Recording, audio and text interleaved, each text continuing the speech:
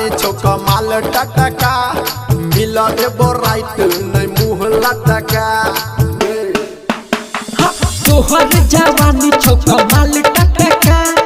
मिला देबो राइट नहीं मुँह लटका तुझे गजब के माल छोका फूलल फूलल गाल करे नाले तू खाली इंतजार अब मैथिली स्टार सन्नू कुमार के स्टाइल वाली बेस बढ़ाओ रे रात के 12 बजे ए बोला ट्रेन लगे कूद के एबो हम दीवार गए पर्दा उठा के करबो प्यार गए पर्दा उठा के करबो प्यार प्यार प्यार प्यार प्यार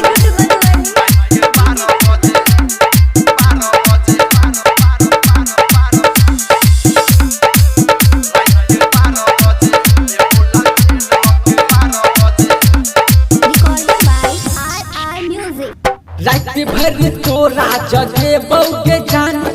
ओढ़नी बिछा के चुमा ले बौगे जान करे छियो वादा मिल ए बौगे जान अपने हाथे खिए बौगे जान रात भर तोरा जगे बौगे जान ओढ़नी बिछा के चुमा ले बौगे जान करे छियो वादा मिल ए बौगे जान अपना हाथ से खिए बौगे जान अब मैथिली स्टार सन्नू कुमार के स्टाइल वाली बेस बढ़ाओ रे रात के 12 बजे ए